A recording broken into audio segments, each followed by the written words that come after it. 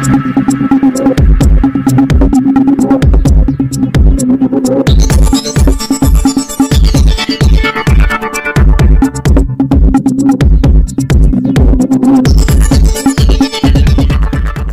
नेता आर पांडियन पर जानलेवा हमले के बाद भी पुलिस प्रशासन कर रही है लापरवाही।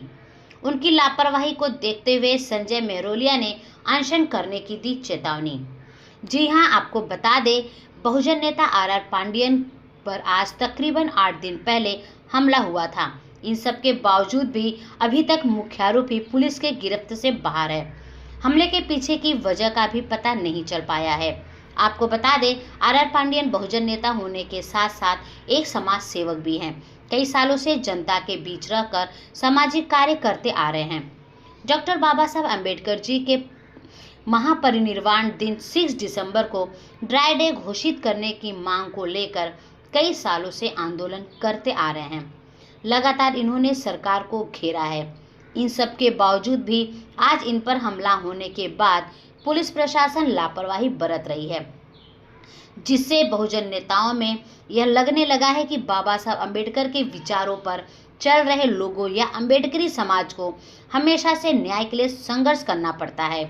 इसलिए उन्होंने अनशन पर बैठने का भी इशारा दिया। बहुजन समाज के नेता पर जानलेवा हमला होता है। कई बार जो बहुजन समाज के नेता आर पांडियन साहब हैं, कई सालों से लगातार 6 दिसंबर पर बाबा साहब अम्बेडकर के महापरिनिर्वाण दिन पर ड्राई डे घोषित होना चाहिए, इस पर कई सालों से निरंतर वो काम करते चले आ रहे हैं। ऐसे नेता पर जानलेवा हमला होता है और पुलिस प्रशासन इसको कहीं ना कहीं सही तरीके से जांच नहीं कर रहा है। हमारी मांग है कि पुलिस प्रशासन इसको सही तरीके से जांच करे।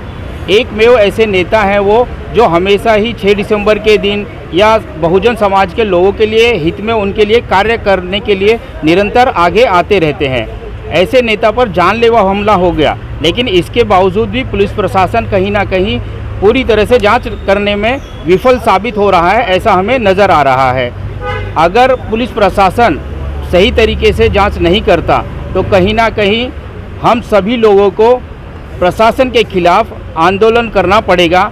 शायद ऐसा लगता है कि कहीं ना कहीं बहुजन समाज के जब भी नेता हों या फिर जनता हो, उन पर कई बार जब हमला होता है उनको जांच के लिए हमेशा ही संघर्ष करना पड़ता है। तो हो सकता है इस समय भी हमें अपना आंदोलन का शांतिपूर्ण तरीके से आंदोलन का जो तरीका है वो अपनाना पड़ेगा। और ये भी प्रशासन पर अभी लंबित है। कई जगह पर मुंबई में ड्राई डे घोषित हो चुका है, लेकिन इसके बावजूद भी बाकी कई जगहों पर होना चाहिए। ऐसी है, इसके लिए हमेशा ही पांडियन साहब निरंतर काम करते चले आ रहे हैं। लेकिन ये ड्राई डे तो अपनी जगह पर है, लेकिन फ़िलहाल ऐसे नेता पर, बहुजन नेता पर, जो एकमेव ऐसे नेता हैं मुंबई में जो एक्टिव हैं, लेकिन इसके बावजूद भी उन पर हमला होने के बाद प्रशासन कहीं ना कहीं बहुजन नेता होने की वजह से शायद ये खामियाजा भुगतना पड़ रहा है कि पुलिस प्रशासन उसको गंभीरता से नहीं ले रहा है। अब तक जो जांच हुई है उसमें सिर्फ 2 लोग अरेस्ट हुए हैं, जबकि पांडियन साहब का कहना है कि जिस समय उनको मारा उस समय वहाँ पर 3 लोग थे और वो लोग मारामारी के चक्कर में जब वो बचने के इशारे से उनकी गाड़ी स्टार्ट नहीं हुई तो वो गाड़ी छोड़कर भाग गए। तो हम लोगों को लगा कि गाड़ी तो अब ताबे में आ गई है, कहीं ना कहीं अब आरोपी अरेस्ट कर लिए जाएंगे।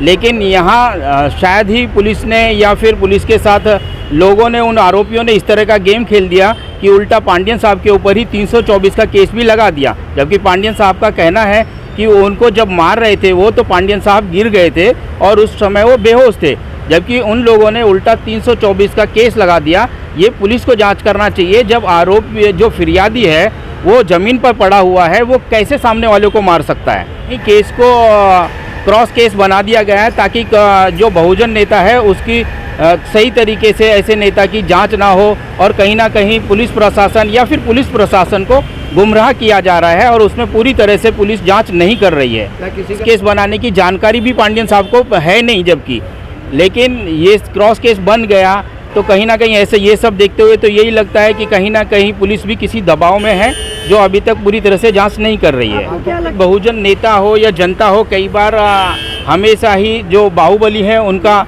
निशाना बनते चले आए हैं। तो हो सकता है ये कहीं ना कहीं कुछ लोगों ने इनको भेजा हो जिसकी जांच पूरी तरह से होनी चाहिए। अभी तक जो भी आरोपी हैं वो पकड़े गए, लेकिन उनका जो मारने का मोटिव था वो कुछ भी क्लियर नहीं हुआ है। और पुलिस प्रशासन ने भी ना ही पांडियन साहब को वहाँ मौके पर ले जाकर आरोपियों को दिखाकर ये पूछा परेड नहीं कराई है कि यही आरोपी थे या फिर कोई और थे। अभी तक वो भी क्लियर नहीं हो पाया है। अभी तक हम लोग मिले नहीं हैं, लेकिन आने वाले समय में हम लोग एसीपी डीसीपी से ज़रूर मिलेंगे और मुख्यमंत्री से भी मांग करेंगे कि ये पांडियन साहब पर पहली बार हमला नहीं हुआ है। इससे पहले भी एक बार हमला हो चुका, उनकी गाड़ी पर हमला हुआ था, गाड़ी के कांच टूट गए थे, उस समय भी पांडियन साहब बाल बाल बचे। और इस बार तो उन लोगों ने जान लेने की पूरी कोशिश की।